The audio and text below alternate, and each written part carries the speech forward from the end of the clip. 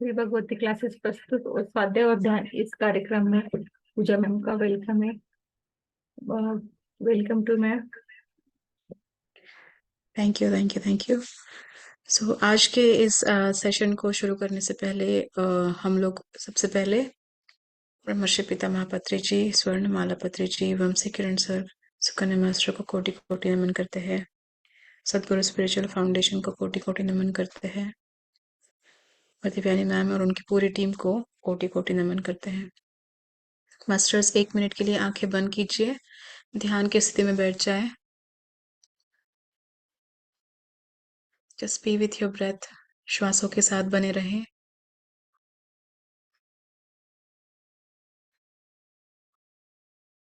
Breathe in and breathe out. Breathe in and long breathe out. Breathe in and breathe out.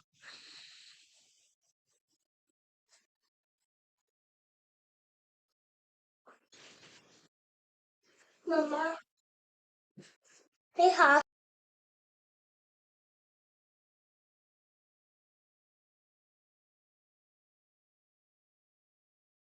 Masters अब धीरे धीरे हाथों को रब करके आंखों पे रखिए और आंखों को खोल दीजिए। ओके, आज के सेशन में हम देखने जा रहे हैं chapter number 1, the third I book, जो रॉबसन लांपा जी की आत्मकथा है। तो इस आत्मकथा में उन्होंने इस पहले चैप्टर में बताया है कि उनका जीवन जब वो छोटे थे कैसे गुजरा, वो कहाँ रहते थे, तिब्बत के बारे में वो बता रहे हैं, वहाँ के मतलब वातावरण के बारे में, रिचुअल्स के बारे में, खेल कूद कैसे होता था, वो सब के बारे में बता रहे हैं।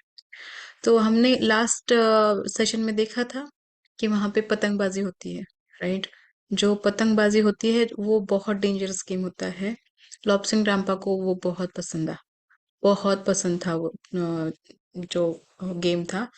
उन्होंने छुप के एक बार रात में, 6 साल के भी नहीं होंगे, छुप के वो चले गए पतंग लेके, अपनी पोनी लेके, और पतंग को अपने एक सिरा पतंग का, मतलब वो डोरी का, अपने कमर में बांध दिया और पोनी पे बैठ गए। जैसे जैसे हवा चल रही थी, क्योंकि रात में हवा बहुत तेज होती है बहुत बार, तो रात में इतनी हवा तेज थी कि वो पतंग के साथ उड़ गए। हम्म, और उड़ के जब वो लैंड हुए तो एक घर के छत पे और फार्म, जो खेत होता है, उसमें जाके गिर गए। उनकी वजह से उस घर का और उस खेत का बहुत नुकसान हो गया था। वो लोग उनको जानते नहीं थे, चेहरे से जानते नहीं थे लॉब्सिंग रामपा है कौन। तो जब उन्हें पता चला, वो उनके पिताजी के पास लेके गया और उन्होंने बताया कि ओके, इन्होंने मेरे घर का इतना बड़ा नुकसान किया है, क्या पनिशमेंट। क्योंकि उनके पिताजी बहुत स्ट्रिक्ट थे, तो उन्होंने पनिशमेंट दी कि गुलाब सिंह रामपाल, जो 6 इयर्स के भी नहीं थे, वो उस खेत में काम करेंगे, उनको मदद करेंगे। तो उनकी वो पनिशमेंट थी। एक कठोर परिश्रम के जैसे उनका जीवन था। तिब्बत के हर एक इंसान का जीवन ऐसा ही है, जहाँ पे उन्हें कठिन से कठिन प्रशिक्षण मिलता है, उनका जीवन कठिन होता है। तिब्बत एक बहुत ही ऊंचाई पे स्थित जगह है, जहाँ पे जीवन वैसे भी कठिन ही है, क्योंकि वहाँ पे ज्यादा लाइक ठंड बहुत होती है और उनको सुविधाएं इतनी नहीं है जितनी सुविधाएं होनी चाहिए। तो इसलिए उनको बचपन से ही ये कठिन परिश्रम सिखाते हैं। तो बचपन का एक रिचुअल उन्होंने बताया है। घर में जो ग्रैंड माँ होती है, वो अपने नवजात जो शिशु उनके घर में जो भी पैदा होता है, उस बच्चे को जब वो 1 या 2 महीने का होता है, ठंडे पानी में वो बच्चे को कपड़े नहीं पहनाती है, बिल्कुल भी नहीं कपड़े। बच्चे के हेड को पकड़ना है ऐसे, और उस बच्चे को ठंडे पानी में डुबा देना है, मतलब यहाँ तक, अपने गर्दन तक उस बच्चे के पूरे शरीर को ठंडे पानी में डाल देते हैं, पकड़ के रखते हैं सिर पर। वो बहुत रोता है, बच्चा बहुत रोता है जब वो धीरे धीरे शांत हो रहा है। अब उसका शरीर उस ठंडे पानी के तापमान से इतना भी तकलीफ उसको नहीं मिल रही है, राइट? तो वो शांत हो जाता है पानी में ही। और तब ग्रैंड माँ को पता है, उसके दादी नानी जो भी है उनको पता है कि अभी इसे बाहर निकालना है। ओके, तो उनको वो आदत होती है, इन सारे बच्चों को वो ऑलरेडी ऐसे रिचुअल से लेके गए हैं। ये कल्चरल थिंग है उनका, जहाँ पे वो करते रहते हैं ये चीज। बाहर आते ही वो देखते हैं बच्चा कैसा है। क्या वो रेड लाल लाल हो गया है, नीला लाल नीला हो गया है, क्या वो बहुत ही ज्यादा परेशान हो गया है, बहुत फिर से रो रहा है। जो भी होता है वो होने देते हैं। वो देखते हैं कि बच्चा अगले 2-3 दिन में क्या करेगा। अगर भगवान ने चाहा तो ये बच्चा बच जाएगा, लेकिन अगर ये बच्चा नहीं बचेगा, इसका मतलब है ये इस जगह पे रहने के लायक नहीं था। तो इसलिए ये हर एक बच्चे के साथ वहां पे होता है। वो टेस्ट करते रहते हैं कि ये बच्चा जिएगा या नहीं जिएगा यहाँ पे। ये बहुत ही हमें हार्श, मतलब बहुत ही भयंकर रिचुअल लगता है। एक रूढ़ी परंपरा है, लेकिन ये उस समाज में उस जगह पे रहने के लिए बहुत इम्पोर्टेंट है, जो बहुत ऊंचाई पे है, तिब्बत। तो ये एक रिचुअल था। उन्होंने बताया है कि और एक रिचुअल होता है यहाँ पे। हर एक चीज करने के लिए, कुछ भी कीजिए आप, हर एक चीज करने के लिए आपको एस्ट्रोलॉजर से परमिट है, मुहूर्त देखना पड़ता है, ये ठीक है, ये वो ठीक है, कैसे। उससे भी ज्यादा देखे तो अपना खुद का करियर एस्ट्रोलॉजर्स डिसाइड करते हैं। उनके पास एक ऐसी किताब है जिसके अनुसार आप रिक इनकारनेशन लेते हो, पुनर्जन्म लेते हो, राइट? तो पुनर्जन्म पिछले जन्म में आप क्या थे, उसके अनुसार अब इस जन्म में आप क्या करने आए हो, वो एस्ट्रोलॉजर्स गणित करके आपको बताता है कि आप इस जीवन में होने वाले हो। तो मैं एक 7 साल का बच्चा हूँ, अब मैं 7 साल हो गया हूँ। ओके, ये अब की बात है। अब मैं 7 साल का हो गया हूँ। तो ये मेरे फ्यूचर करियर का निर्णय निर्णय लेने का समय आ गया है। मेरे बड़े भाई, जो 7 साल का भी नहीं था, वो तब वो गुजर गया था, उन्होंने शरीर छोड़ दिया। तो इसीलिए इकलौता घर का बेटा, इसलिए मुझे बहुत ज्यादा कठोर प्रशिक्षण से जाना पड़ा। अब मैं 7 साल का हो गया हूँ, तो मुझे अब करियर डिसाइड करना है। मुझे नहीं, लेकिन मेरे लिए कोई और करने वाला है, ऐसा लॉब्सिंग रामपा बताते हैं। तो एस्ट्रोलॉजर आ गए, और ये एक पार्टी में होता है एक्चुअली। ऐसे ही घर में बैठ के कोई भी डिसीजन नहीं लिया जाता। तो इनके माता ने एक बड़ी सी पार्टी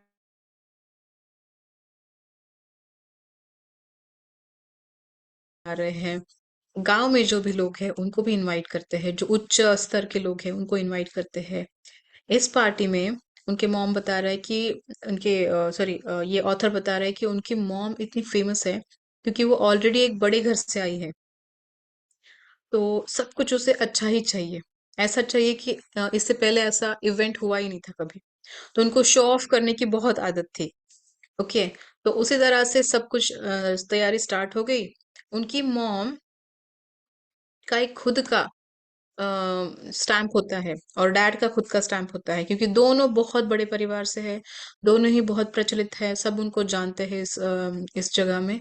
तो जो भी इनविटेशंस बनेंगे वे कैसे थिक हैंडमेड पेपर से बनने वाले हैं, जो वुड से बनेगा, जो इम्पोर्टेड किया गया है इंडिया से। तो ऐसे थिक हैंडमेड पेपर पे वो सब लिखा जाता है, और उसको सील करने के लिए दोनों भी स्टैंप लगाए जाते हैं, मॉम एंड डैड के। ओके, अब ये ले जाने के लिए एक इंसान होता है। वो इंसान वहां उस परिवार को ये इनविटेशन देगा, साथ ही में वो इनविटेशन बोलेगा। सिर्फ लिख के नहीं भेजा जाता वहां पे, उसको वो पढ़ना भी है। पढ़ना मतलब उसमें से ओपन करके नहीं, जो आपको आज इवेंट के लिए बोला गया है इनविटेशन की तरह, आप वो सब वहां जाके बोल के उनको इनवाइट करने वाले हो। तो तिब्बत में दो दो टाइप से इनविटेशंस भेजे जाते हैं। एक तो पेपर पे लिख के, और साथ ही में जो बोल के। ऐसे क्यों होता है? क्योंकि बहुत बार जो लिखावट होती है उससे मिसअंडरस्टैंडिंग हो सकती है। वो मिसअंडरस्टैंडिंग को दूर करने के लिए बोल के भी इनवाइट किया जाता है। तो ये तिब्बत में प्रचलित था। हमेशा किसी भी इवेंट के लिए इनविटेशन देते थे तो दोनों तरह देना पड़ता था, क्योंकि जो बोल के दिया गया है वही ज्यादा इम्पोर्टेंट मैसेज है, ऐसा समझा जाता था। ओके, तो ये तो हो गया इनविटेशंस के बारे में। ओके, तो आगे बताते हैं। ये प्रिपरेशन स्टार्ट हो गई अभी मेरे घर में। मेरी मॉम ने बहुत ज्यादा प्लानिंग की थी। मॉम ने सारे 50 लोग थे वहां पे काम करने के लिए, सभी को बहुत ज्यादा काम दे दिया था। कोई कोई लोग घर साफ कर रहे थे, कलर कर रहे थे, वॉल्स क्लीन कर रहे थे, आउटसाइड जो हमारा कंपाउंड होता है वो क्लीन कर रहे थे, सामने जो बगीचा है उसको साफ कर रहे थे, नए प्लांट्स लगा रहे थे। तो ये शुरू ही था। तो इसी में फिर इन्होंने बताया कि खाने के बारे में। अभी खाना क्या बनेगा? घर का तो साफ सफाई हो गया, डेकोरेशन स्टार्ट हो गया। खाने में इन्होंने चाइना से कुछ चीजें इंपोर्ट की थी। उसका स्पेशल एक शार्क का फिन होता है ना, मतलब जैसे फिन मतलब वो पंख जैसे होता है जिससे वो स्विम करते हैं। ओके, उस फिन को इंपोर्ट किया था और उस फिन का सूप बनाने वाले थे। ऐसा कुछ उनका ट्रेडिशन है। यूजुअली तिब्बत में वो लोग जानवर को मार के नहीं खाते हैं। जो जानवर ऊपर ऊपर से गिर के नीचे आते हैं, मर जाते हैं, देन उसका वो जो मीट है, जो भी मांस है, उसके बाद उसको पकाते हैं। खुद जानबूझकर किसी भी प्राणी को नहीं मारते हैं। तो ये जो बोल रहे हैं, तिब्बत एक ऐसा कंट्री है जहां पे रेफ्रिजरेटर ही जरूरत नहीं है, क्योंकि ऑलरेडी इतना कोल्ड होता है। अगर कोई जानवर का मांस वो स्टोर करना चाहते हैं खाने के लिए, तो वो महीनों महीनों चल जाता है विदाउट फ्रिज। ओके, ऐसे ही रख सकते हैं विदाउट कुकिंग। अगर किसी ग्रेन को, बार्ली, गेहूं, कुछ भी आपने रखा है, तो वो 100 साल तक अच्छा रहेगा। इतना अच्छा वेदर है वहां पे। तो ये तिब्बत जो जगह है, यहाँ पे खुद प्राणियों को मारते नहीं हैं। अगर प्राणी मर गया है तो उसके मांस को यूज करते हैं। अगर प्राणी एक्सीडेंटली गिर के मर गया है तो उसके भी मांस को यूज करते हैं।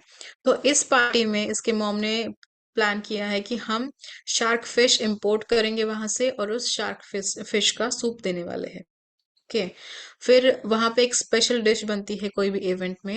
एक फ्लावर होता है, लेट मी सी उसका नाम क्या है। उस फ्लावर का नाम है रोडोडेंड्रॉन। रोडोडेंड्रॉन। ओके, एक फ्लावर जो हिमालय में जा चोटी पे होता है। तो इसके मॉम ने क्या किया, रॉबसिंग लांपा के मॉम ने क्या किया, कुछ लोगों को हिमालय के चोटी पे जाने के लिए बोल दिया और वहां से वो फ्लावर्स लेके आएंगे। फ्लावर्स को अच्छे से साफ करेंगे और उसका जैसे अचार बनाते हैं ना, वैसे प्रिजर्व बनाएंगे। उसको साफ करके हनी में वो रखेंगे 1 वीक के लिए। ओके, 1 वीक के बाद ये कंप्लीटली उसमें ब्लेंड हो जाएगा हनी में, वो स्वीट फ्लावर बन जाएगा। जैसे अचार बनाते हैं हम स्पाइसी, उसी तरह से। या फिर मराठी में हम मुरंबा बोलते हैं, स्वीट थिंग होता है। जैम होते हैं, हमारे जैम्स होते हैं जो हम कुक करते हैं, लेकिन ये फ्लावर कुक नहीं करते हैं। ये सिर्फ प्रिजर्व करते हैं उसमें हनी में, और ये सर्व करने वाले हैं।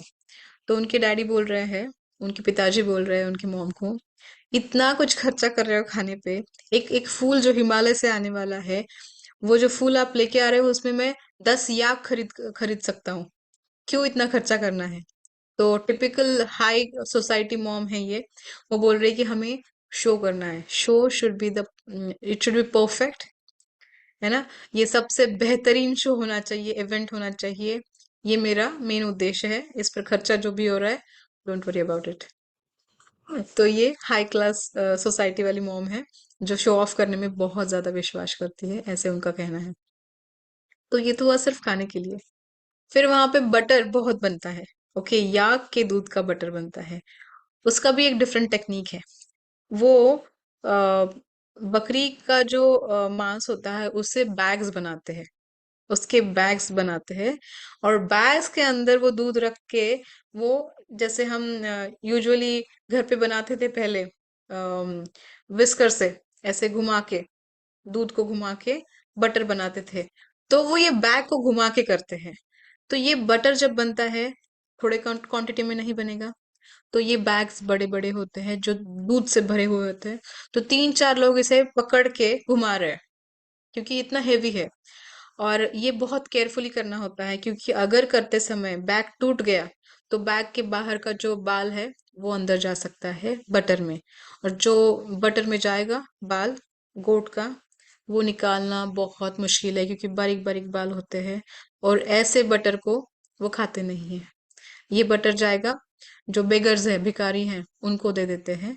तो बेगर्स खा लेते हैं, ओके, क्योंकि उनको वो छान लेते हैं खुद के कपड़े में। जो बटर जितना भी मिला है वो उसको हीट करके वो छान लेते हैं पहले। जो छान के आया हुआ क्लीन बटर है वो खाते हैं। तो मास्टर्स, इसी तरह से जो भी कुकिंग में गलती हुई है, बहुत अच्छा खाना भी है, लेकिन क्योंकि उसके हेड को ये अच्छा नहीं लगा है खाना, वो गलती से ऐसे बना है, तो वो सारा खाना बेगस को चला जाता है। इवन तो उसमें कितने भी महंगी चीजें पड़ी है, कितना भी अच्छा और स्वच्छ है, अगर वो हेड को पसंद नहीं आया उस कुकिंग के, तो वो जाएगा सब भिखारियों को। भिखारियों को तो मतलब उनको तो अच्छा ही है, राइट? क्योंकि भिखारी यहाँ पे भिखारियों की तरह गलत ट्रीट नहीं किया जाता है। भिका यहाँ पे भीख मांगना is a prestigious thing also. क्योंकि देखिए, यहाँ पे भिखारी मतलब सिर्फ वो लोग नहीं है जो गलतियां करते हैं, जो कमाते नहीं हैं, ऐसे उन्होंने बताया तिब्बत में। यहाँ पे भिखारी मतलब लामा सरीकी लामास भी होते हैं, जो भिक्षुक होते हैं, जो भीख मांगते खाते हैं। उनका वो कर्तव्य है, उन्होंने वो स्वीकारा है इसलिए। ओके। तो भीख मांगना यहाँ पे गलत नहीं समझा जाता है। तो इन भिखारियों को सड़ा हुआ खराब खाना नहीं, हाँ, लेकिन गलती से कुछ हमने एक्स्ट्रा सॉल्ट डाल दिया, कुछ डाल दिया, कुछ गलती हो गई खाने बनाते हुए, तो वो खाना जरूर उनको मिलता है, लेकिन फ्रेश। सेकेंड थिंग वो बता रहे हैं कि अ, यहाँ पे एक टाम्पा सॉरी सांपा नाम का एक फूड बनता है बार्ली से। ओके। बार्ली जो जब होता है, जो गेहूं की तरह दिखता है, वो जब वहां पे बहुत उगता है, मतलब उनका खेती होती है वहां पे। बार्ली को रोस्ट करते हैं, तोड़ देते हैं, और hot butter tea, normal T जो बनते हैं वहां पे पानी की, दूध की नहीं, वहां पानी की टी बनती है। उसमें बटर डालते हैं, ये रोस्टेड बार्ली डालते हैं, सॉल्ट डालते हैं, और इसको ढक के रखते हैं। जब ये रेडी होता है, वो बन के साथ, ब्रेड के साथ खाते हैं। ये कितने सारे लोगों का एवरीडे का फूड है, जो इसी पर जीते हैं। इसमें सारी चीजें हैं जो उनको, उनके शरीर को चाहिए उस वेदर में। तो इसलिए ये बहुत ही प्रचलित है वहां पे। और लॉपसिंग रामबा बता रहे हैं उनका खुद का फेवरेट है बैम्बू बैम्बू शूट्स। वो बैम्बू शूट्स जो एकदम कोमल होते हैं, शुरू में शुरुआत हो रही है उनको बड़े होने में, तब जब वो लेके आते हैं उन बैम्बू शूट्स का सूप, उन्हें बहुत पसंद है। बैम्बू शूट्स वो कच्चे भी खाते हैं विदाउट कुकिंग, उनको वो बहुत अच्छा लगता है खाने में। लेकिन जो फिश का, जो शार्क का फिन है, वो बोल रहे हैं मेरे गले से उतरता ही नहीं है, इतना गंदा उसका टेस्ट होता है। I don't know why rich people they eat it, उनका कहना है। ओके। उसके बाद वो बता रहे हैं वहां के मॉन्क्स, मॉन्क्स जो बेगर्स है, या फिर और जो कोई भी पुजारी वहां पे है, वो किस तरह से तिब्बत में रहते हैं। फर्स्ट थिंग उन्होंने बताया, वो भिक्षुक होते हैं, उनको अच्छा खाना देना बहुत जरूरी है, क्योंकि उनको खुशहाल रखना उनकी जरूरत है, तिब्बतियन लोगों की। वो उनका कहना उनके भगवान के पास लेके जाने वाले हैं, इसलिए। ओके। जो भिक्षुक लामाज है, या फिर जो मॉन्क्स है, ओके, मंक्स है, तो इनको अच्छा खाना और अच्छा ट्रीटमेंट दिया जाता है। अगर गलती से किसी से कोई भी प्राणी मर गया, ओके, गलती से हो गया, किसी को प्राणी को हानि हो गई और मर गया, या फिर किसी ने जानबूझकर किसी प्राणी को मार दिया और उन्होंने खा लिया उसे कुक करके, तो उसे एक बड़े से रिचुअल से जाना पड़ता है शुद्धिकरण के लिए। किसी भी प्राणी को मारना यहाँ पे अच्छी चीज नहीं मानी जाती है, इसीलिए उनको एक बड़े से रिचुअल से जाना पड़ता है, जहाँ पे ये मंक्स आते हैं, पुजारी आते हैं, बैठते हैं सामने और प्रार्थना करते हैं। जिस भी प्राणी को यहाँ पे मृत्यु हानि हुई है इस मनुष्य की वजह से, उनको अगले जन्म में बहुत अच्छा जीवन मिले, बहुत अच्छे स्तर के मनुष्य बन के वो जीवन में आए और उनका भलाई हो। और जो भी कर्म इन इन इंसानों के साथ हो, इनसे हुआ है, उनका जो भी फलित है उनको अगले जन्म में मिलेगा ही। लेकिन अगर वो इस जन्म में अच्छी चीजें करे तो उन्हें क्षमा किया जाए। ऐसा रिचुअल होता है उनका। तो जो प्राणी ऊपर से गिर के आते हैं उनको खा सकते हैं, लेकिन मारना और जानबूझकर या फिर गलती से मारना अलाउड नहीं है। This is about animals, okay. उसके अलावा बोलता है घर पे जो भी एनिमल्स हैं उनके, याक्स है, पोनीज है, हॉर्सेस है, फिर कैट्स है, ये सारे एनिमल्स ना इतने इम्पोर्टेंट पार्ट है उनके फैमिली के कि वो पेट या फिर उनके सर्वेंट्स की तरह उनको नहीं यूज करते हैं। अगर एक हॉर्स आज काम करके आया है, कहीं राइड करके आया है, तो नेक्स्ट डे उस प्राणी को आराम करना जरूरी है। या फिर कोई भी वहां पे याक्स है जो फार्म्स में काम कर रहे हैं, वो याक्स भी अगर फार्म्स में आज काम कर रहे हैं तो नेक्स्ट डे उनको आराम ही करना है, उनको काम नहीं देते हैं नेक्स्ट डे। इसी की वजह से, क्योंकि वो अगर ज्यादा काम करेंगे, अगर वो मर जाएंगे तो इनको उनका शाप लग जाएगा। इसलिए वो उनको ज्यादा काम नहीं देते हैं। उनको बोलते हैं कि आज काम करेंगे, नेक्स्ट डे आराम करेंगे, फिर से काम करेंगे, फिर से आराम करेंगे। तो ये पैटर्न हो जाता है। ओके, ऑलमोस्ट फिनिश होने वाला है masters. Please be with me. आगे बता रहे हैं कि ये जो इनविटेशंस भेजे गए, back to the event party, okay, जो इनविटेशंस भेजे गए हैं लोगों को, रिश्तेदारों को, मित्रों को सारे लोग अपने अपने सर्वेंट्स को, एक पर्सन जो उनके तरफ से आ रहा है, रिप्रेजेंट कर रहा है उनकी फैमिली को, वो पर्सन आके यहाँ पे मैसेज डिलीवर करता है, वर्बली बोल देता है कि आपका इनविटेशन हमें मिल गया है और हम आपके इवेंट में उपस्थित रहेंगे। ये मैसेज देने के लिए हजारों मेलों से लोग चल के आते हैं, हॉर्सेस पे आते हैं, और यहाँ आके ऑलमोस्ट कितने सारे लोग गिर जाते हैं, इतना उनको परिश्रम करना पड़ता है सिर्फ एक मैसेज पहुंचाने के लिए। लेकिन ये जरूरी है, इसीलिए ये फॉलो करते हैं एवरी रूल। ये ऐसे भी बताते हैं जैसे ये इतना स्ट्रिक्ट है उनके सर्वेंट्स के साथ, उसी तरह से उनकी मॉम भी बहुत स्ट्रिक्ट है उन सारे 50 सर्वेंट के साथ, जो उनके घर को, घर के बाहर की जगह को सुंदर बना रहे हैं। हर एक चीज जो कुकिंग हो रही है या फिर डेकोरेशन हो रहा है, हर एक चीज में उनको परफेक्शन चाहिए, अच्छा दिखना चाहिए, शो ऑफ होना चाहिए। कुकिंग में भी वो बताते हैं, इसीलिए वहां पे मेन काम करते हैं, वुमेन नहीं करती है। स्त्रियां वहां पे कुकिंग नहीं करती है ऐसे बड़ी जगह पे, ओनली मेन ही करते हैं। ऐसा प्रचलित है, जो पुरुष है वही वो सामग्री एकत्रित करके वो रेसिपी अच्छे से बना सकते हैं, लेडीज को नहीं आएगा।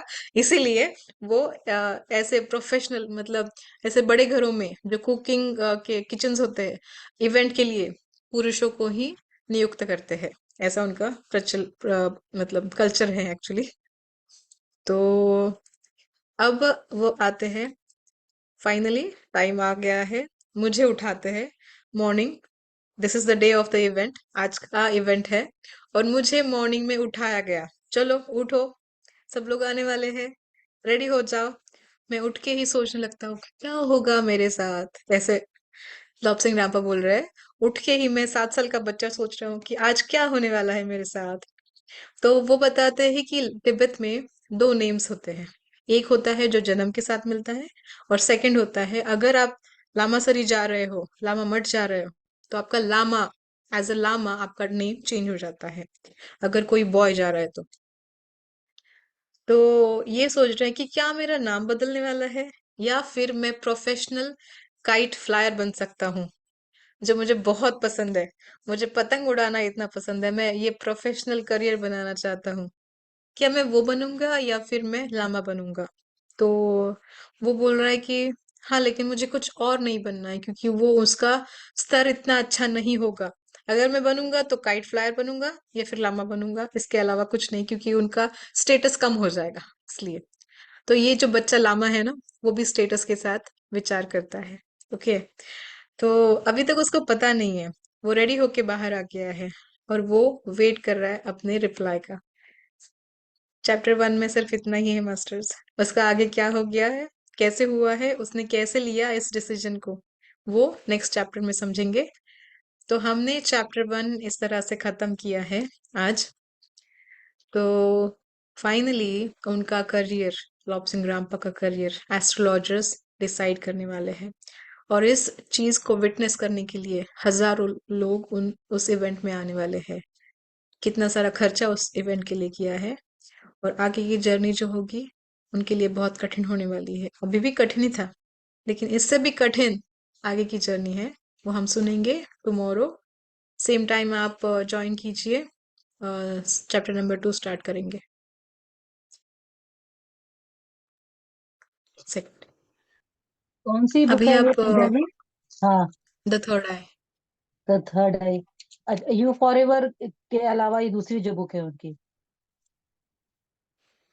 यस, यू फॉर एवर भी है एक, और ये द हम्म थर्ड आई में उन्होंने बताया है उनका थर्ड आई कैसे ओपन किया गया, उसके बाद उनके जीवन में क्या बदलाव आया है, उस थर्ड हम्म आई ओपनिंग के लिए जो ऑपरेशन हुआ उसके बारे में। यू फॉर एवर में बहुत ज्यादा उन्होंने बताया कि ऑरा के बारे में, ऑरा अपना ऑरा कैसे हम्म एक्सपांड करना है, उसको समझना। हम्म।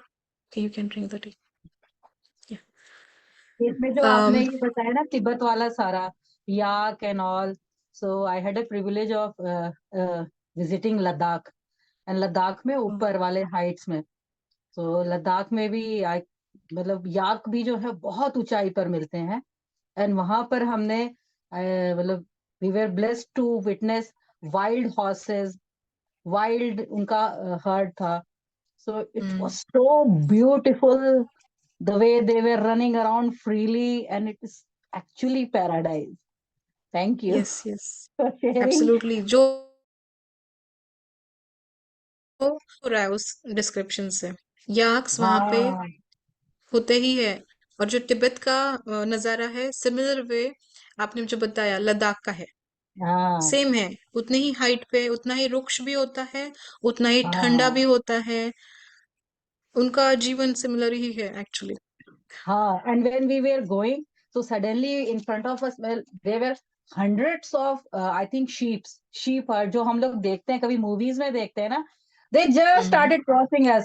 एंड इतनी डिवाइन, दोपहर के 3 बजे there was a light light coming, मतलब इतना नजदीक है ना सन, व सनलाइट इतना प्योर है। ऐसे आ रहा था, ऐसे लग रहा था ना कि मैं स्वर्ग में हूँ। सनलाइट आ रही है, and hundreds were sheep, they were just flanking and just running and jumping. It was beautiful, wow. mesmerizing. And जो यस वीडियो भी बनाया, वीडियो में उतना क्लियर नहीं आया जितना कि सुंदर वो एक्सपीरियंस था। यस। बहुत सुंदर। नेचर, नेचर कितना नीचे सुंदर है ना। लगा निसर्ग वहीं रुक के जाए, वहीं रह जाए। वैसे जीवन इतना इजी नहीं है जितना वो सुंदर दिखता है वहां पे। जैसे सरी के बारे में बताया, या फिर तिब्बत के बारे में इन जनरल बताया है, कितना कठोर उनको करना पड़ता है। एक छोटे से 2 महीने के बच्चों को पानी में डाल के, ठंडे पानी में डाल के टेस्ट करते हैं कि ये जी पाएगा या नहीं। It's not easy to see at least your kid is in the water. नहीं नहीं, इतना भी इजी नहीं है। देख के आ जाओ बस।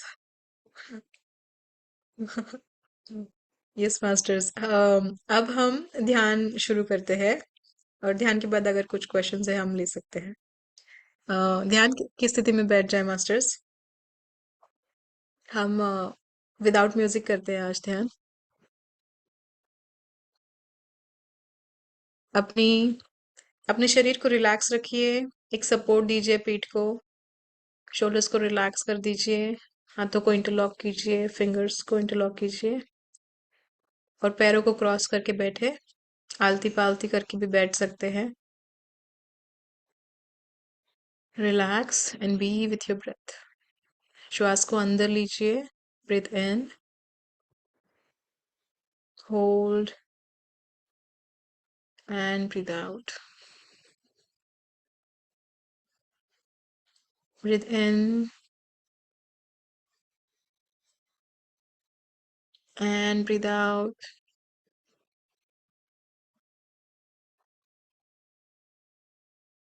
Breathe in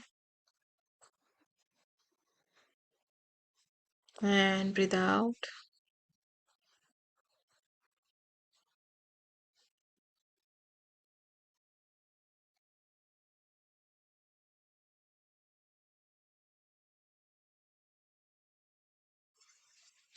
अब आप आपकी नेचुरल श्वासों के साथ, प्राकृतिक श्वासों के साथ बने रहें।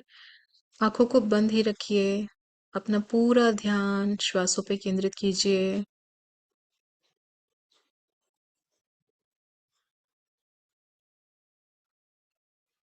अपने चारों ओर एक गोल्डन पिरामिड का अनुभव कीजिए। आप उस पिरामिड में बैठे हैं, एक बड़ा सा गोल्डन पिरामिड।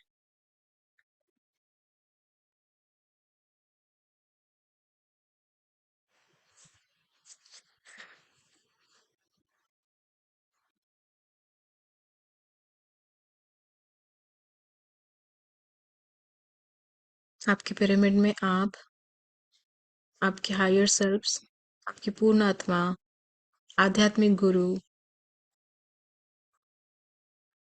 और आपके सारे गुरुओं को, एंजलिक गाइड्स को आप इनवाइट कर सकते हैं आपके साथ ध्यान करने के लिए।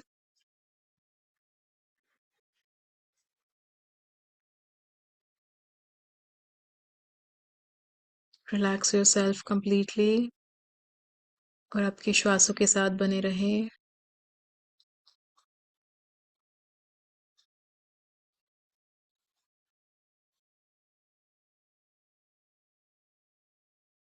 इमेजिन कीजिए कि आपके ऊपर एक ऊर्जा का स्रोत आ रहा है जो आपके पूरे शरीर को पूरी तरह से कवर कर रहा है। ये कॉस्मिक एनर्जी, स्वर्णीय ऊर्जा आपके सहस्रार से धीरे धीरे शरीर में भी समा रही है। इस ऊर्जा को बहने दीजिए। ये अपने आपके माथे पे, आंखें, आईब्रोज, नाक, कान, चीक्स, चिन्स, लिप्स पे ये ऊर्जा समा रही है।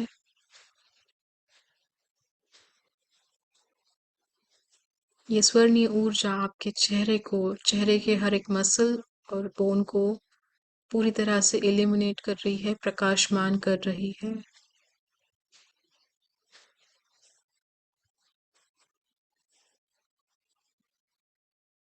अंदर से ये ऊर्जा आपको प्रकाशमान करती जा रही है। फील कीजिए मास्टर्स, जो भी तनाव है, जो भी तकलीफें है, वो सारी तकलीफें, तनाव श्वास लेते हुए और छोड़ते हुए बाहर चली गई है।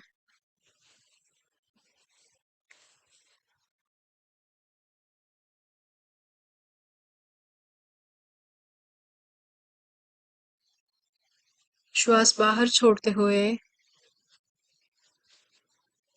ये जो नेगेटिव ऊर्जाएं हैं उसको आप परमात्मा के उजाले में छोड़ दीजिए परिवर्तन के लिए।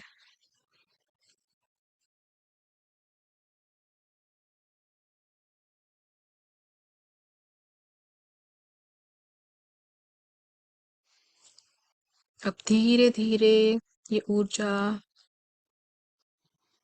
आपके गले के पास, neck area, shoulders, shoulder blades, इन सारे अवयवों में, अंगों में पहुंच गई है। शरीर का हर एक कोना कोना, हर एक अंग पूरी तरह से प्रकाशमान हो रहा है इस स्वर्णीय ऊर्जा से। आपके नेक में, शोल्डर्स में, शोल्डर ब्लेड्स में, थ्रोट में अगर किसी तरह से भी कोई दर्द है तो इस गोल्डन एनर्जी से, प्रेम की ऊर्जा से उसको हील कीजिए masters.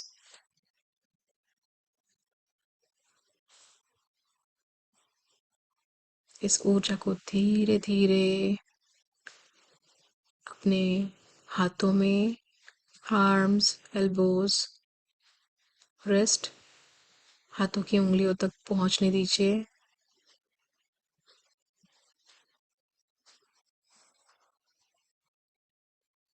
Feel the happiness going inside you. आपके शरीर में जो भी हैप्पीनेस, प्रसन्नता, आनंद इस स्वर्णीय ऊर्जा के साथ जा रहा है, उसको महसूस कीजिए। चेहरे पे एक स्माइल लेके आ जाइए और श्वास छोड़ते छोड़ते शरीर में होने वाला हर एक दर्द, तनाव को बाहर निकाल दीजिए। ये जो सारी नेगेटिव ऊर्जाएं हैं, नकारात्मक ऊर्जाएं, वो सब परमात्मा के उजाले में जाके विलीन हो गई है, परिवर्तित हो गई है अच्छाई में, प्रेम, आनंद में।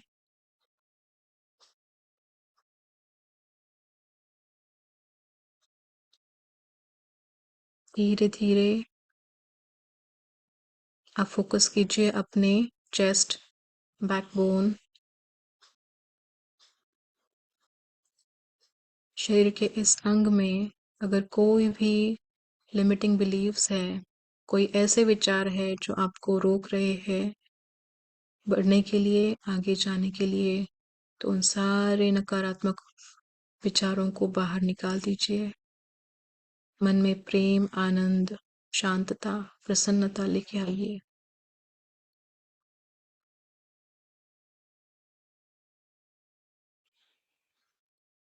खुद को बताएं कि आप भाग्यशाली हो, आप शक्तिमान हो, आप खुद से बहुत प्यार करते हो, आप इस विश्व से बहुत प्यार करते हो,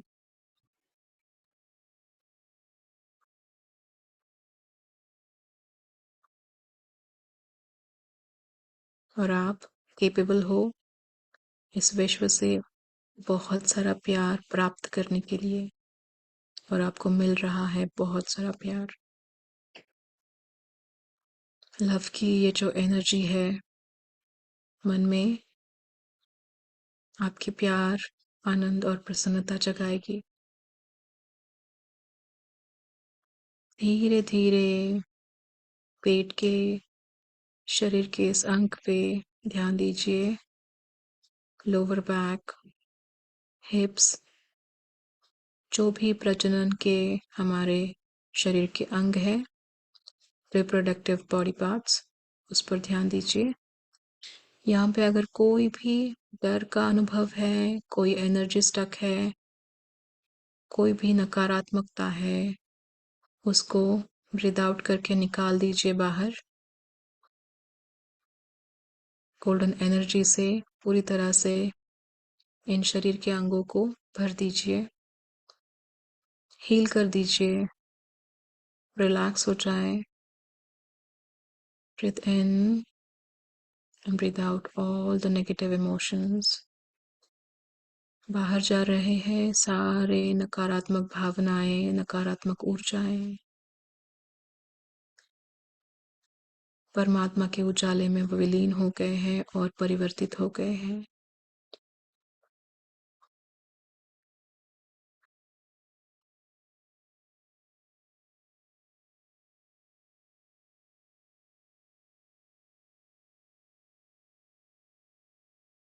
धीरे धीरे शरीर के निचले हिस्से पे ध्यान दीजिए।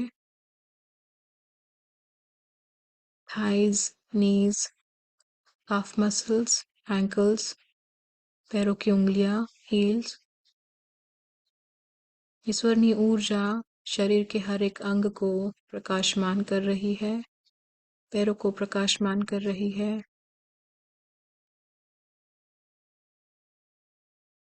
ईश्वरीय ऊर्जा आपके इम्यून सिस्टम, नर्वस सिस्टम, हर एक सेल में पहुंच गई है, हर एक सेल को प्रकाशमान कर रही है, आपको स्वास्थ्य दे रही है, आनंद दे रही है, प्रेम दे रही है। आपके श्वासों के साथ बने रहे मास्टर्स। खुद को हील्ड और हैप्पी महसूस करें।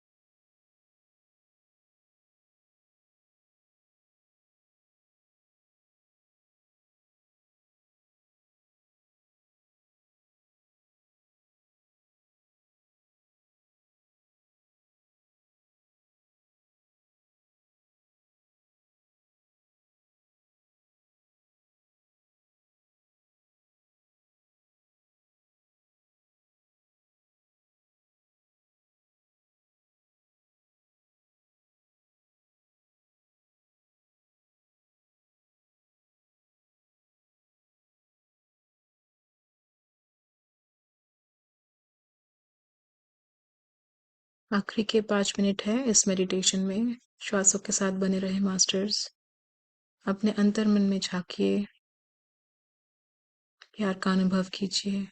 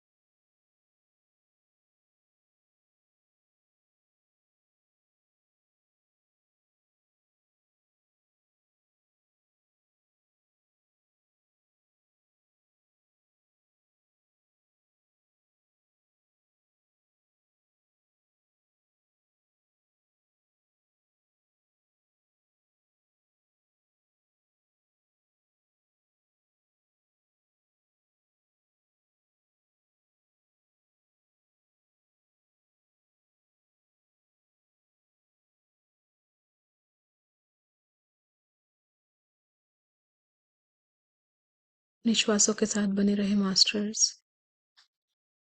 आखिरी के 2 मिनट्स है।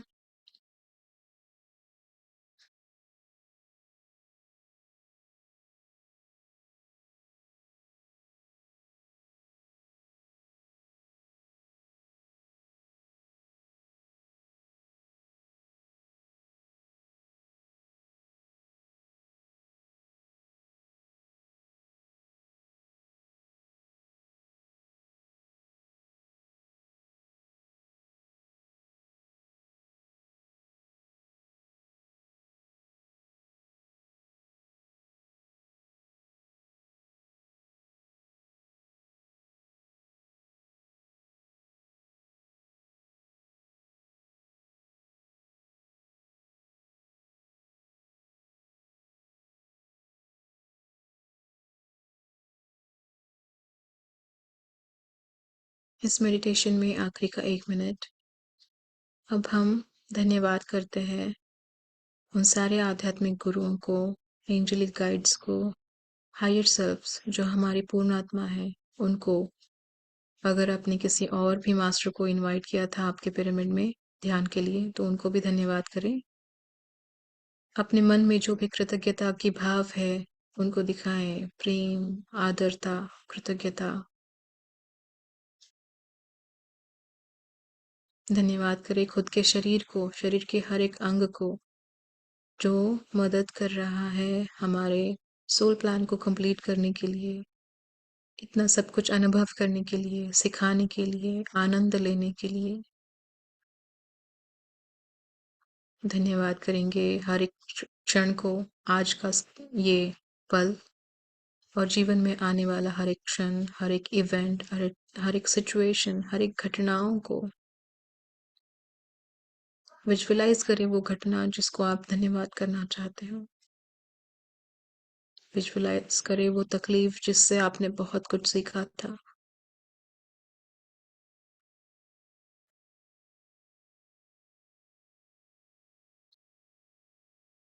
और विजुअलाइज करें आज के इस स्वरूप को, जो कितना बदल चुका है, प्यार से भरपूर है, आनंद से भरपूर है।